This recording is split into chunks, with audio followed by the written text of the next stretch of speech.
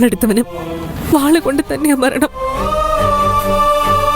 മാലിനി, ഞാൻ ശ്രദ്ധിച്ചോളാം. അവിവേകം ഒന്നും കാണിക്കരുത്.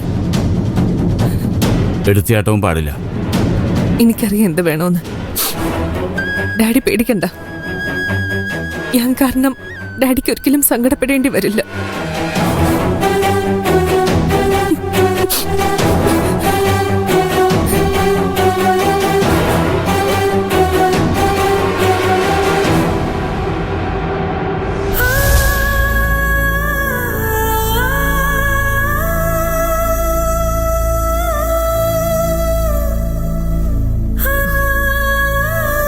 ഇപ്പൊ എങ്ങനെയുണ്ട്?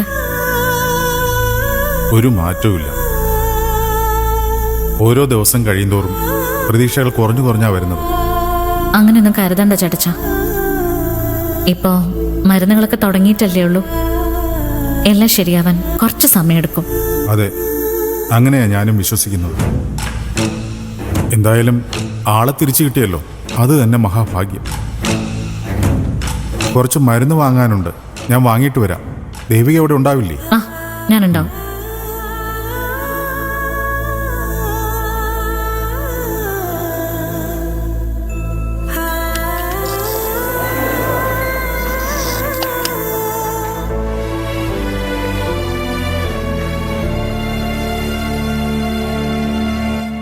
ദേവികേ,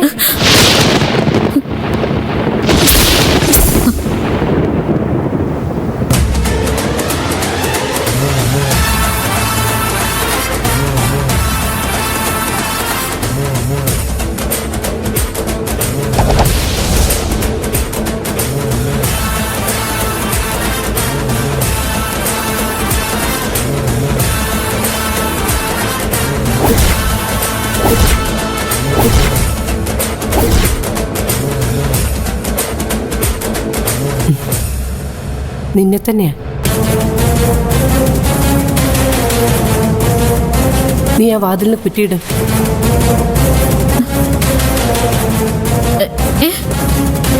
വാതിലിന് കുറ്റിയിടാൻ.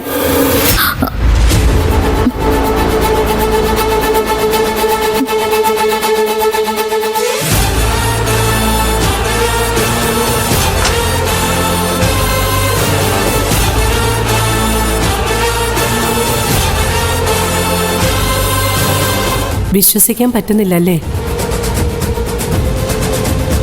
എനിക്കൊന്നുമില്ല മോളെ, എല്ലാം എൻ്റെ അഭിനയം. ഇവിടെ കൊണ്ടുവന്ന ദിവസം ആകെ ഒരു വിഭ്രാന്തി പോലെ തോന്നിയിരുന്നു. പിന്നെ അതങ്ങ് മാറി.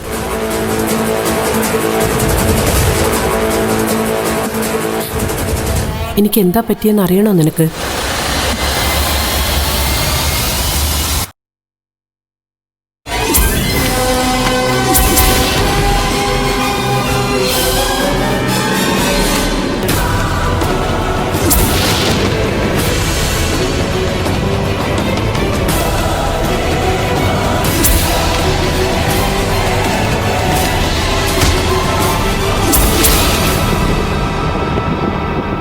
അവളും വിഷ്ണുവും തമ്മിൽ കല്യാണം കഴിച്ചതിന്റെ സർട്ടിഫിക്കറ്റ്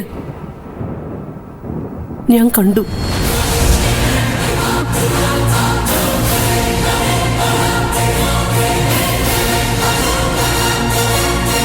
ആ ഒറ്റ കാരണം കൊണ്ട് അവൾ എന്നെ തല്ലി വീഴ്ത്തിയത്. പിന്നെ എനിക്കൊന്നും ഓർമ്മയില്ല. കണ്ണു തുറക്കുമ്പോ ഞാനൊരു മുറിയില്ല. പരിചയമില്ലാത്ത 1-2 പേര് ഞാൻ രക്ഷപ്പെട്ടു പോവാതിരിക്കാൻ അവിടെ കാവല് നിൽപ്പുണ്ടായിരുന്നു. ഭക്ഷണം തരും, എന്തൊക്കെയോ മരുന്നുകൾ എന്നിൽ കുത്തിവെക്കുകയും ചെയ്യും. അതോടെ ബോധം കെട്ട് ഞാൻ ഉറങ്ങും. ഇവിടെ ആശുപത്രി വന്നപ്പോൾ ബോധം തെളിഞ്ഞത് എൻ്റെ.